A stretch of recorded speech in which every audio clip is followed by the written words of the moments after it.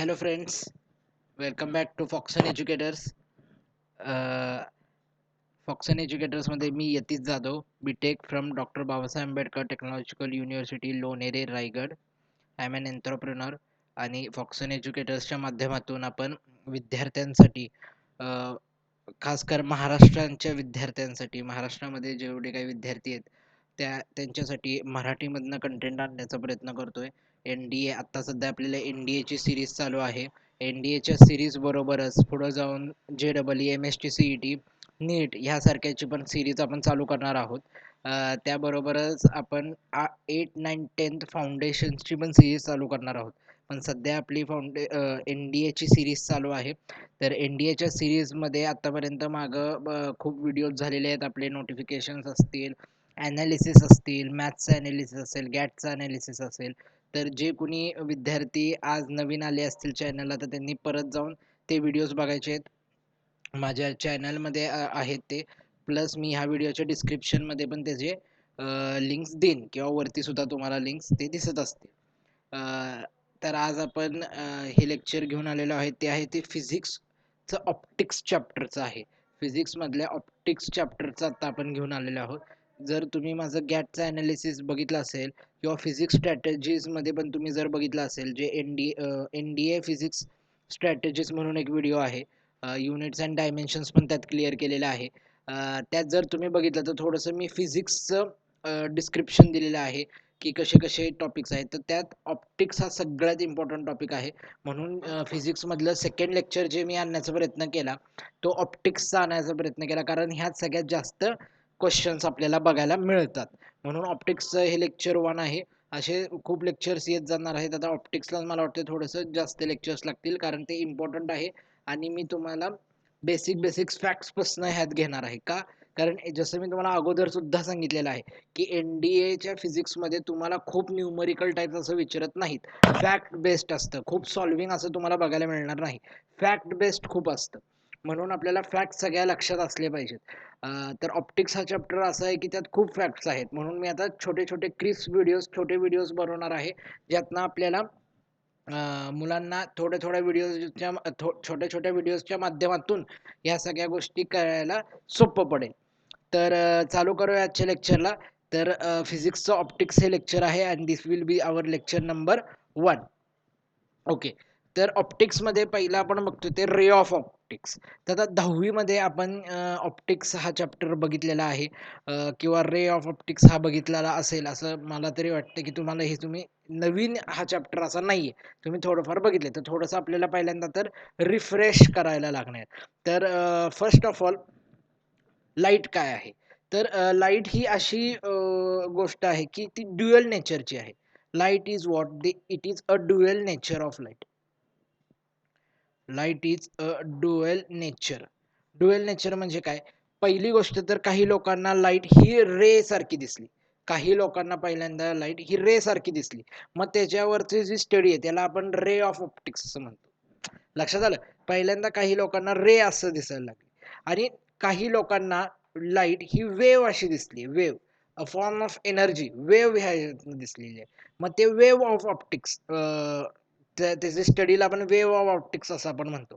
ते मी पुढे जाऊन घेणार आहे. आज मी काय घेणार आहे तर फर्स्ट ऑफ ऑल तर रे ऑफ ऑप्टिक्स. तर पहिल्यांदा इथे बघा, ray of optics it is based on rectilinear propagation of light. Rectilinear म्हणजे सरळ.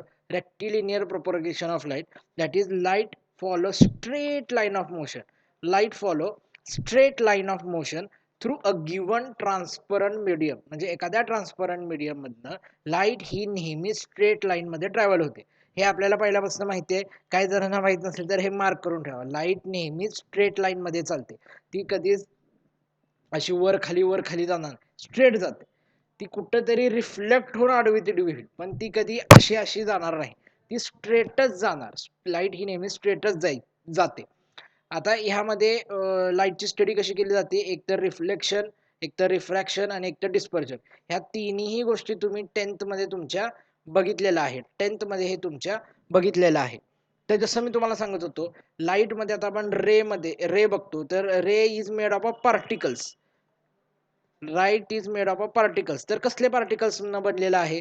तर it is made up of photons. It is made up of photons. Photons काय आहेत? They are massless. फोटॉन्स काय आहेत? मासलेस. मास किती आहे? 0 आहे. And they are also what? They are also what? Chargeless. म्हणजे क्यू काय आहे? क्यू सुद्धा 0 आहे. आणि त्याची स्पीड कशी आहे? c is equals to 3 into 10 raise to 8 metre per second. 3 into 10 raise to 8 metre per second. Speed कशी आहे? वेलोसिटी कशी आहे? 3 into 10 raise to 8 metre per second. आता हे कसं बनतं हे लक्षात घ्या सगळ्यांनी. Photons back to back, photons हे बॅक टू बॅक ट्रॅव्हल करतात आणि हे कंटिन्युअस ट्रॅव्हल करताना आपल्याला काय वाटतं? एक रे दिसती. आपल्याला काय दिसती? एक रे दिसती. ह्याला आपण रे ऑफ लाईट असं पण म्हणतो. Ray of light. लक्षात आलं? हे फोटॉन्स ज्या वेळेला एका मागोमाग एक ट्रॅव्हल करतात ती रे दिसते. पण ऍक्च्युअल मध्ये स्टुडंट्स तुम्हाला जर मी सांगितलं तर रे ऑफ लाईट ही एक इमॅजिनरी कन्सेप्ट आहे. आपल्याला कधीच असं रे दिसत नाही लाईटचं. आपल्याला बीम दिसते. एखाद्या लाईटची आपल्याला बीम दिसते. बीम म्हणजे काय? हे असे रेज, हे असे रेज ज्या वेळेला एकत्र येतात, ज्या वेळेला एकत्र येतात तर ह्याला बीम ऑफ लाईट म्हणतात. ह्याला बीम ऑफ लाईट म्हणतात. म्हणजे आपल्याला जेवढे काही लाईट्स दिसत आहेत आता हे सगळे बीम ऑफ लाईट आहेत. रे ऑफ लाईट आपण कशाला म्हणतो? जे खूप लांबच्या डिस्टन्सवर आहे, एकदम खूप लांबच्या डिस्टन्सवर आहे, तिथं आपल्याला पिन पॉइंट रे दिसतो, म्हणून आपण रे ऑफ लाईट असं म्हणतो. पण रे ऑफ लाईट ही थोडीफार इमॅजिनरीज कन्सेप्ट आहे. मेन जे काय आपल्याला ते बीम ऑफ लाईट दिसते. तुम्ही कधी पण एखादा बल्ब चालू करतात, जे काय लाईट पडते ते बीम ऑफ लाईट्स पडते. तुम्ही एखादा लेझर जरी घेतला, लेझर जरी मारला तर लेझर सुद्धा हा बीम ऑफ लाईट्स असते. ती कधी एक रे ऑफ लाईट नसते. आपल्याला वाटतं की अशी एवढी सिंगलच लाईट येते म्हणजे ती रे आहे. तसं नाहीये. That is a part of beams. ते बीम्स मधनं येतात. फक्त काय? The far sources is ray but every source gives a beam of light. प्रत्येक सोर्स आहे ना हे बीम ऑफ लाईटच एमिट करतं. हे लक्षात ठेवायचं आहे आपल्याला. लक्षात आलं? कारण काय माझं म्हणजे वाक्य कडक बना, एकदम सोपं. कडक बनायचंय आणि फोडायचंय. कडक बनायचंय आणि फोडायचंय. कडक जर बनला तर सगळ्या एक्झाम्स इझी जायला लागणार. खूप मेंगळागट राहिला तर जाणार नाही. म्हणून कडक बनायचे. प्रत्येक व्हिडिओ पूर्ण हा बघायचा आहे आपला. ओके. तर नेक्स्ट ह्याचं जे रिफ्रॅक्शन, रिफ्लेक्शन आणि डिस्पर्जन हे मेन कन्सेप्ट आहेत. त्याबरोबर अजून लॉज काय काय म्हणतात? फर्स्ट लॉ काय म्हणतं? Rectilinear motion. रेक्टिलिनियर मोशन म्हणजे काय? Light always travel in a straight line. Light always travel in a straight line. Light always travel in a straight line. ह्याला रेक्टिलिनियर असं मोशन आपण म्हणतो. सेकंड काय आहे? सेकंड काय आहे? Law of independence. Law of independence म्हणजे काय? Light do not interfere with each other. म्हणजे समजा ही आता आपले जे लाईट्स येतात, ही जी लाईट, ही लाईट कधी ह्या लाईट बरोबर इंटरफिअर करणार नाही, ही कधी ह्या बरोबर करणार नाही किंवा ही ह्या बरोबर करणार नाही. ते त्यांचं ते स्वतंत्र ट्रॅव्हल करत राहतात. ते एकामेकाला इंटरफिअर करत नाही. त्याला आपण काय म्हणतो? लॉ ऑफ इंडिपेंडन्स म्हणतो. लॉ ऑफ इंडिपेंडन्स म्हणतो. आणि तिसरं principle, principle of reversibility. Principle of reversibility म्हणजे काय? If any ray normal incident on a mirror और they goes with the same path. म्हणजे ते ट्रॅव्हल द सेम पाथ. म्हणजे आता इथं लक्ष द्या, इथं सगळ्यांनी लक्ष द्यायचंय. हा समजा मिरर आहे तुमचा, हा समजा मिरर आहे तुमचा, आणि ज्या वेळेला एखादी लाईट इन्सिडेंट झाली ह्याच्यावर, तर ती रिफ्लेक्ट त्याच पाथमधनं करणार. म्हणजे आता मी तुम्हाला अशी जरा अशी साईडनं दाखवतोय कारण तुम्हाला दिसावी म्हणून, पण ही ऍक्च्युअल ह्याच पाथनं म्हणजे ज्या पाथनं आली आहे, लक्षात दे का, ज्या पाथनं आली आहे त्याच पाथनं ती रिफ्लेक्ट होते. ह्याला काय म्हणतो? Principle of reversibility. Principle of reversibility हे कुठल्याही प्लेन मिररवर ज्यावेळेला येते तर त्याच पाथनं ती मागं वरते. हे 3 इम्पॉर्टंट लॉज आहेत. हे 3 इम्पॉर्टंट लॉज आहेत लाईटचे, रे ऑफ लाईटचे. हे आपण जे आता बघितले. आतापर्यंत सगळं क्लिअर असेल. काही डाऊट असला, काही सब्जेक्ट कळलं नाही तर खाली कमेंट सेक्शन मध्ये मला सांगायचं आहे. मी खूप इझी लेवलनं घेतोय. हे 10वीत आहे. 10वीत कुणाला समजलं नसेल तर आता सुद्धा हे तुम्हाला क्लिअर होऊ शकतं. का करायचं? कडक बनायचं आणि फोडायचं. नेक्स्ट नेक्स्ट काय आहे तर रिफ्लेक्शन ऑफ लाईट. नेक्स्ट काय आहे रिफ्लेक्शन ऑफ लाईट.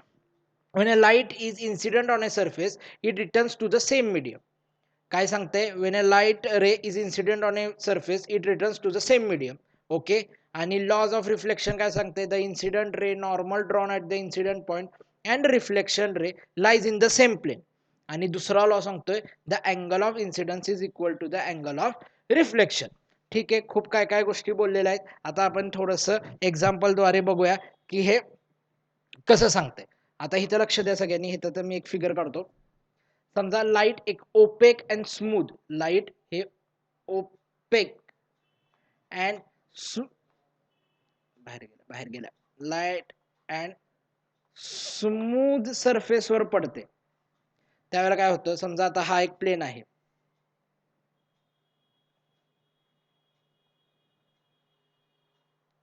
हा एक प्लेन आहे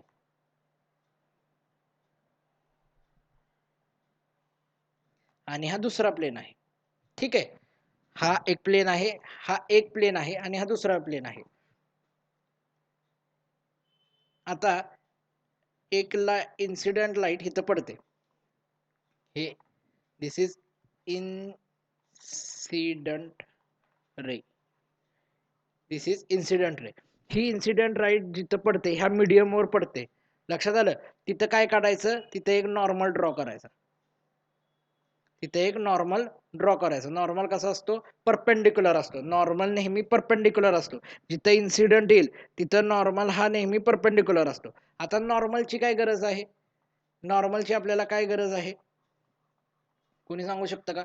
नॉर्मलची गरज आहे कारण नॉर्मल थ्रू तुम्ही प्रत्येक अँगल मोजू शकता. Normal through angle of incident मोजू शकता. Normal through angle of reflection मोजू शकता. म्हणून नॉर्मल हे खूप महत्वाचं आहे अँगल्स मेजर करण्यासाठी. ओके आता इथं काय आहे इथं अँगल आय क्रिएट झालेला आहे. आता इथनं रिफ्लेक्शन होणार. रिफ्लेक्शन ही नेहमी सेम मीडियम मध्ये होते. ह्या मीडियम मध्ये आली ती सेम मीडियम मध्ये रिफ्लेक्ट होणार आणि अँगल आर क्रिएट करणार. आता हे काय आहे रिफ्लेक्टेड रे. काय आहे रिफ्लेक्टेड रे.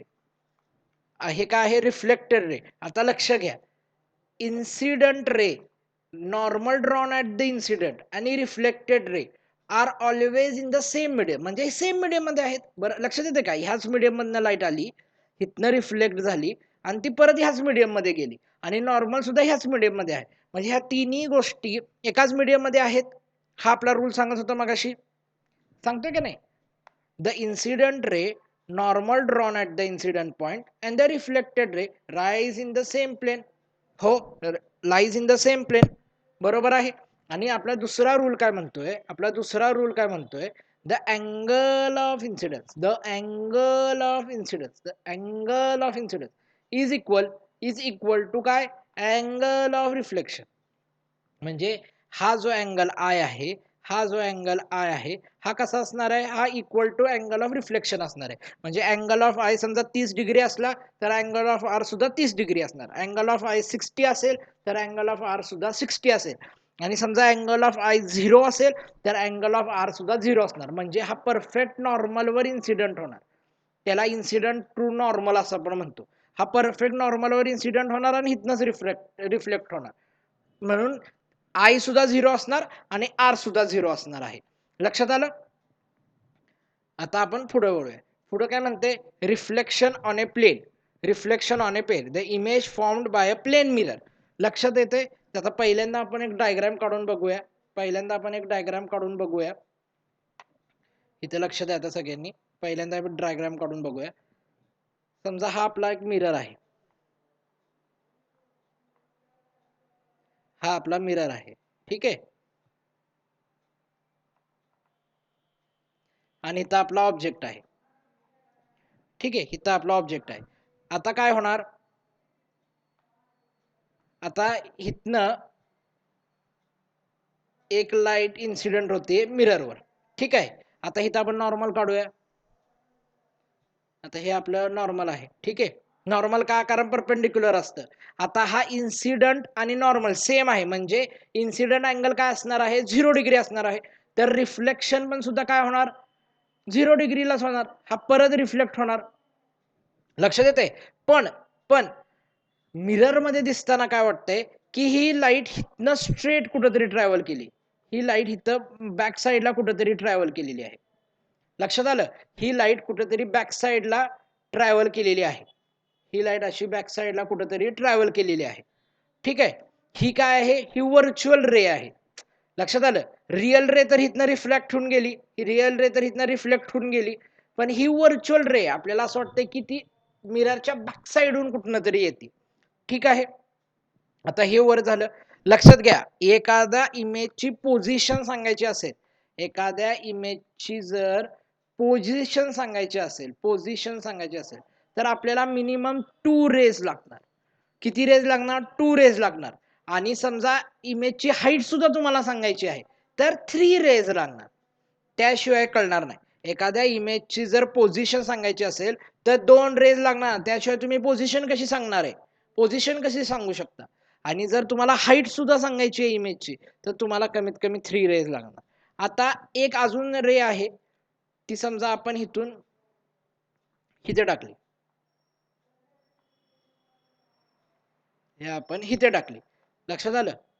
आता हे इन्सिडेंट झालंय, हा नॉर्मल आला, हे अँगल ऑफ इन्सिडेंट झालंय, हा रिफ्लेक्ट झाला, हा अँगल ऑफ रिफ्लेक्शन झाला, आणि ही रिफ्लेक्शन अँगल गेली. पण पण दिसताना काय वाटतं की ही मागणंच कुठनं तरी आली, ही मागणंच कुठनं तरी आली असं आपल्याला वाटतं.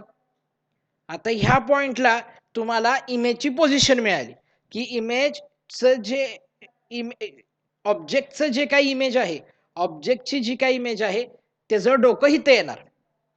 आपल्याला आता त्याचं डोकं मिळालं, 2 रेनं आपल्याला पोझिशन मिळाली, पण अजून आपल्याला हाईट मिळाली आहे का, नाही मिळाली. हाईट कधी मिळते, 3rd रेनं मिळते.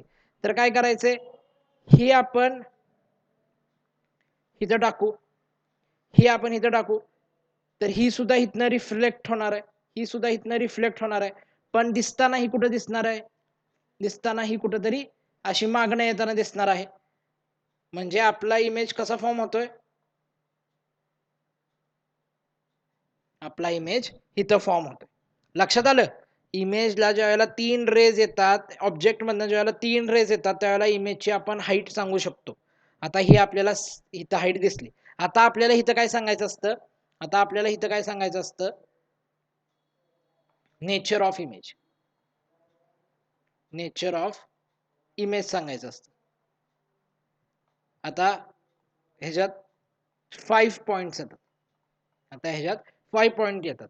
फर्स्ट पॉइंट काय आहे, फर्स्ट पॉइंट काय आहे की ह्या सगळ्या जे रिअल रिफ्लेक्शन रेज आहेत ते ह्या साईडला आलेत, आणि इकडच्या रिफ्लेक्शन रेज कशा आहेत, हे व्हर्च्युअल रेज आहेत. हे कशा आहेत, व्हर्च्युअल रेज आहे. म्हणजे इमेज कशी बनणार, इमेज कशी बनणार, इमेज व्हर्च्युअल बनणार. इमेज रिअल कधी बनली असती, जर ह्या रेज कुठंतरी जाऊन मीट होत असत्या, ह्या रेज, हे जे रिफ्लेक्शन झालेले आहेत रिअल रेज, हे ज्या वेळेला कुठं जाऊन मीट होतील तिथं जी काही इमेज बनेल ती रिअल बनणार. समजते का, तिथं जी काही इमेज बनणार ती रिअल बनणार. पण ह्या आता जी इमेज फॉर्म होतीये ही कुठल्या रेज न होतीये, ती व्हर्च्युअल रेज न होतीये. लक्षात येते का, ती व्हर्च्युअल रेज न होती, म्हणून इमेज कशी निघणार आपली, व्हर्च्युअल निघणार. दुसरी, व्हर्च्युअलला नेहमी जोडून येणारा शब्द असतो तो इरेक्ट. व्हर्च्युअलला जोडून शब्द येतो त्याला म्हणतात इरेक्ट. इरेक्ट म्हणजे काय, सेम, सरळ, सेम. तुम्ही कधी मिरर समोर उभा राहिलाय आणि पाय वरती आणि डोकं खालती असं झालंय का, नाही.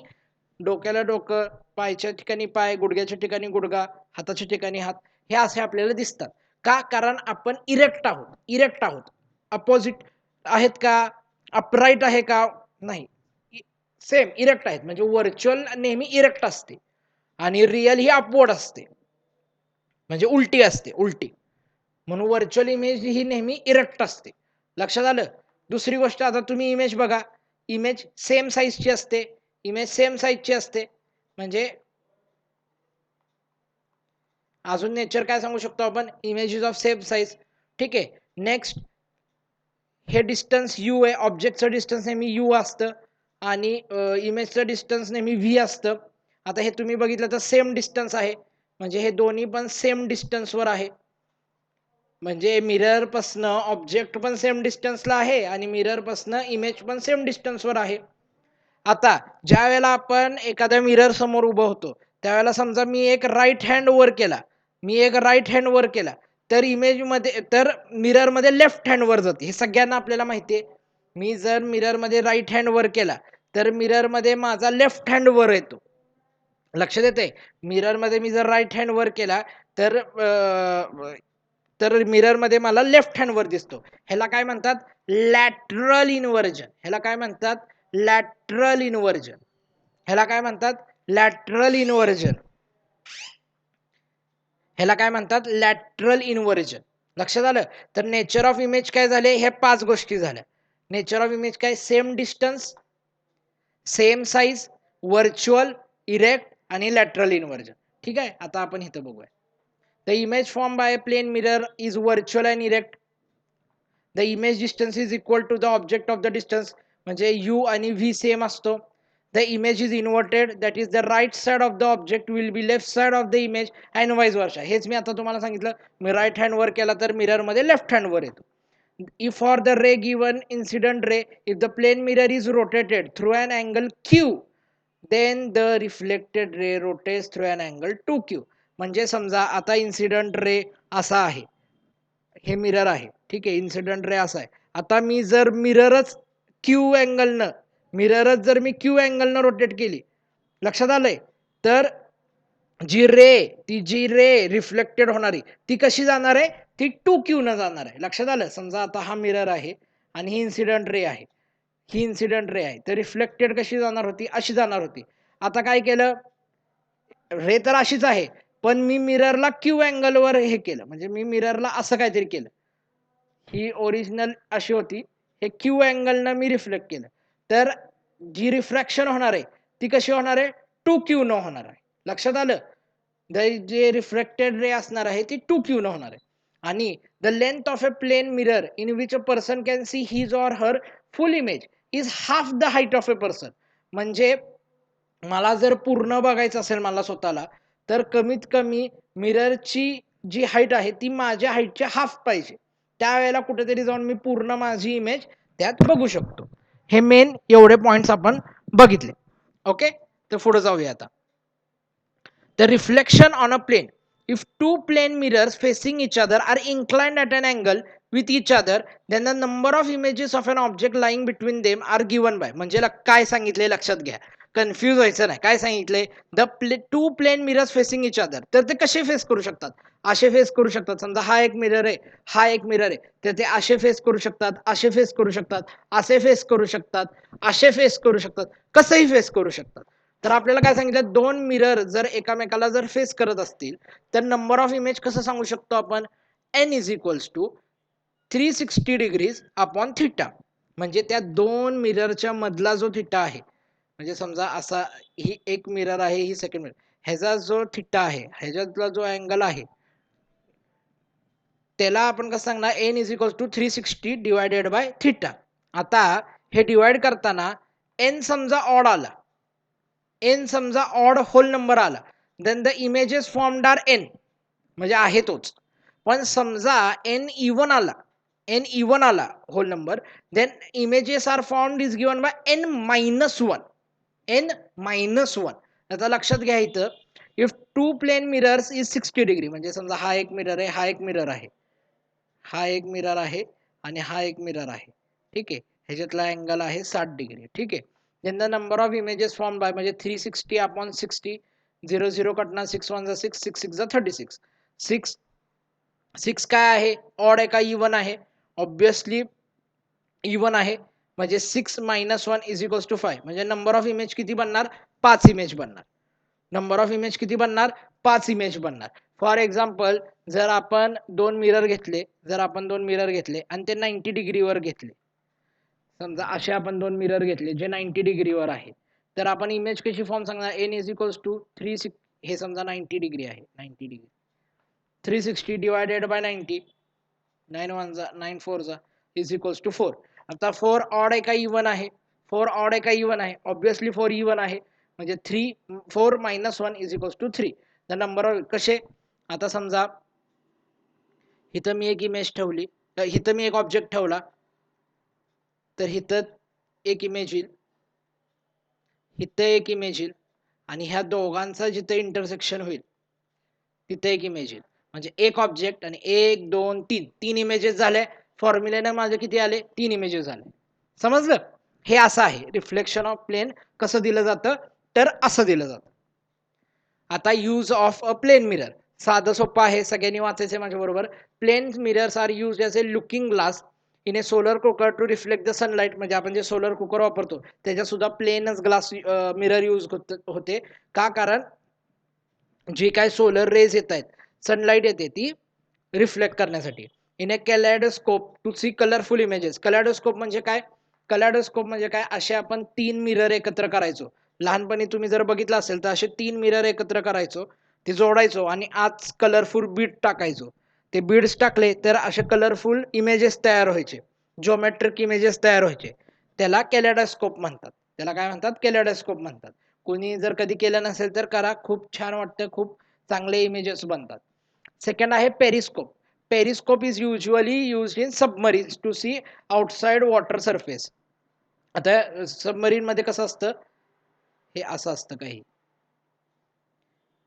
इथं एक मिरर असते, इथं एक मिरर असते, आणि समजा हा काय ऑब्जेक्ट आला, हा काय ऑब्जेक्ट असेल तर हा इथनं रिफ्लेक्ट होतो, इथं रिफ्लेक्ट होतो, आणि इथं आपल्या डोळ्याला दिसतो. हे आहे, इथं आपल्या डोळ्यांना दिसतो, हे सबमरीन मध्ये. त्याला काय म्हणतो? पेरिस्कोप असं आपण म्हणतो. त्यानंतर some important facts regarding image form by plane mirror. When we series of image in a thick plane mirror, out of this second image is the brightest. म्हणजे सिरीज ऑफ इमेज मध्ये जी दुसरी image असेल ती नेहमी brightest असते. आणि out of 26 alphabets only 11 shows lateral symmetry and rest 15 shows lateral inversion. म्हणजे जसं मी मागे सांगितलं की लॅटरल इन्व्हर्जन दिसतं. आता कसं, ए ही सिमेट्री, ए उलटा जरी असा केला, असं लॅटरल इन्व्हर्जन केला तर एच दिसणार आहे, पण बी नाही. बी समजा असा असेल तर बी असा दिसणार काहीतरी. लक्षात आलं? समजा डी असा आहे तर डी असा काहीतरी दिसणार, ई असा आहे तर ई असा काहीतरी दिसणार, एफ असा आहे तर एफ असा काहीतरी दिसणार. लक्षात आलं? पण टी आहे असंच दिसणार, आय आहे असंच दिसणार, एच आहे असंच दिसणार. लक्षात आलं? ह्याच्यात काय फरक पडत नाही. तर हे सगळे युजेस ऑफ प्लेन मिरर आहेत. Okay. If the object is displayed by a distance x towards or away from the mirror, then its image will be displaced by a distance x in the same sense. म्हणजे काय सांगते? समजा ही mirror आहे आणि इथं object आहे, हा object x आहे, हा ऑब्जेक्ट एक्स आहे, ऑब्जेक्ट एक्स डिस्टन्सवर आहे, तर इमेज सुद्धा एक्स डिस्टन्सवर होणार. समजा आपण इमेज एक्स डिस्टन्सनं मूव्ह केली, एक्स डॅश डिस्टन्सनं मूव्ह केली, तर ऑब्जेक्ट सुद्धा एक्स डॅश डिस्टन्सनं मूव्ह होणार आहे. लक्षात आलं? मग आता तुम्हाला असा क्वेश्चन यूज करू शकतो की ऑब्जेक्ट समजा एक्स डॅश डिस्टन्सनं मूव्ह केली, एक्स डॅश डिस्टन्सनं मूव्ह केली, तर टोटल डिस्टन्स बिटवीन ऑब्जेक्ट आणि इमेज किती झाली? तर x dash plus x dash म्हणजे 2x डॅश झाली, असं तुम्हाला विचारू शकतात. म्हणजे ओरिजिनली आणि आत्ता केवढा डिफरन्स आहे? 2x dash. कारण असेच क्वेश्चन्स येतात, तुम्हाला असं प्रॉपर कुठं न्यूमरिकल सॉल्व्ह करायचंय असं येणार नाही. सेकंड काय म्हणतंय? If the mirror moves bye a distance x towards or away from the object. आता आपण ऑब्जेक्ट हलवत होतो, आता आपण मिरर हलवतोय. आपण ऑब्जेक्ट अगोदर हलवत होतो, आता आपण मिरर हलवतोय. Its image will move by a distance 2x. लक्षात येते का? समजा आता हा मिरर आहे, इथे एक ऑब्जेक्ट आहे, हा एक्स डिस्टन्सवर आहे, आणि इथं जो इमेज आहे ते पण एक्स डिस्टन्सवर असणार. समजा आता मिरर मी ए डिस्टन्सनं मूव्ह केली, म्हणजे मिरर मी आता इथं आणली, ए डिस्टन्सनं मूव्ह केली, तर ऑब्जेक्ट सुद्धा किती येणार आहे? ऑब्जेक्ट तर पहिला इथं येणार. लक्षात आलं का? मिरर इथं आली आहे, ऑब्जेक्ट पूर्ण इथं येणार, म्हणून तो कितीनं चेंज होणार? 2x न चेंज होणार. म्हणजे ज्या वेळेला ऑब्जेक्ट हलवत होतो त्यावेळेला तेवढ्याच डिस्टन्सनं इमेज हलवत होती, म्हणजे ज्या वेळेला तुम्ही मिरर हलवताय त्यावेळेला इमेज जास्त म्हणजे डबल न हलते. समजतंय ना सगळ्यांना? खूप इझी टॉपिक आहे, ह्याच्यात काय जास्त कन्फ्युजन करायचं नाही. If the object moves with the velocity, आता आपण वेलॉसिटीचं बोलतोय. V towards or away from the mirror, its image appears to move with 2v velocity. Same असंच आहे. 2v वेलॉसिटीनं आपल्याला चेंज होता आणि same is true with the mirrors, म्हणजे ऑब्जेक्ट सेम आहे आणि मिरर ची वेलॉसिटी वाढवली, मिरर मी जर v वेलॉसिटीने वाढवली तर इमेज सुद्धा 2v वेलॉसिटीने वाढणार. समजते सगळ्यांना? हे सगळं आता आपण जेवढं काय डिस्कशन केलं ते आपण प्लेन मिरर्स बद्दल केलं, प्लेन मिरर्स बद्दल केलं. आता पुढे जे आपण करणार आहोत ते स्पिरिकल मिरर्स बरोबर करणार आहोत. तर हे जे स्पिरिकल मिरर्सचं जे काय टॉपिक आहे आपण हे आता नेक्स्ट लेक्चरमध्ये करूया. नेक्स्ट लेक्चरमध्ये काय काय करायचंय, स्पिरिकल मिररचे टाइप्स म्हणजे कॉन्व्हेक्स आणि कॉन्केव, कॉन्व्हेक्स काय आहे, कॉन्केव काय आहे, त्याचे इमेजेस कसे बनतात आणि न्यूमरिकल्स, हे आपण आता नेक्स्ट लेक्चरमध्ये बघणार आहोत. आताच्या लेक्चरपर्यंत आपण प्लेन मिरर्स पर्यंत सगळा टॉपिक क्लिअर केलेला आहे. तर आज आपण इथंच थांबूया. पुढच्या लेक्चरमध्ये तुम्हाला स्पिरिकल मिरर्स, MCQs आणि पूर्ण हा रिफ्लेक्शन चॅप्टर कव्हर करूया. पुढे रिफ्रॅक्शन घेऊया आणि नंतर यूज ऑफ अदर डिव्हाइसेस घेणार आहोत. तर सगळ्यांनी हे सगळ्यांना शेअर करायचं आहे, लाईक करायचं आहे आणि कमेंट्स डाऊन करायचं आहे. तुमचे काय डाऊट्स असतील, काही सजेशन्स असतील, काही गोष्टी तुम्हाला वाटते तर मला इथं सजेस्ट करा. प्लस आपले ऑफलाईन क्लासेस सातारमध्ये चालू आहेत. जे काही सातारचे विद्यार्थी आहेत ते मला ऑफलाईनला सातारा YC कॉलेजच्या समोर भेटू शकतात आणि माझा नंबर आहे 993092776874. हा माझा नंबर आहे. YC कॉलेजच्या अगदी समोर आहे. YC कॉलेजच्या अगदी समोर आहे. तुम्हाला इथं कधी पण येऊन भेटू शकता, तुम्ही माझ्याशी बोलू शकता. आणि जे काही विद्यार्थी मित्र माझे महाराष्ट्रात आहेत पण सातारच्या बाहेर आहेत त्यांच्यासाठी आपण ऑनलाईन बॅचेस लवकरच जॉईन चालू करणार आहोत.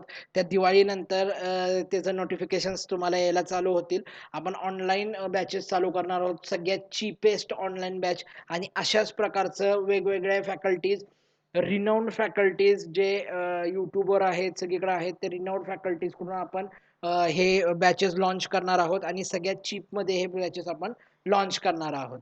तर आत्तासाठी गुड बाय. कडक बना आणि फोडा. आपल्याला NDA फोडायचं आहे आणि प्रत्येक टॉपिक फोडायचा आहे. कुठंच मेंगळत राहायचं नाही. आपण महाराष्ट्राचे विद्यार्थी आहोत, आपण छत्रपती शिवाजी महाराजांचे विद्यार्थी आहोत, आपण हे सगळं फोडायचंच आहे. तर आजसाठी एवढंच. भेटूया आपण नेक्स्ट लेक्चरमध्ये.